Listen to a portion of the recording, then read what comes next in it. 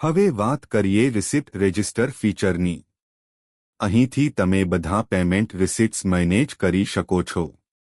ઉપર સર્ચ અને ફિલ્ટરની મદદથી કોઈપણ કસ્ટમરની રિસિપ્ટ તરત શોધી શકો છો અને પ્લસ બટન પર ક્લિક કરીને નવી રિસિપ્ટ એડ કરી શકાય છે। કસ્ટમર સિલેક્ટ કરો, અમાઉન્ટ નાખો, પેમેન્ટ મોડ પસંદ કરો અને રિસિપ્ટ સેવ કરો।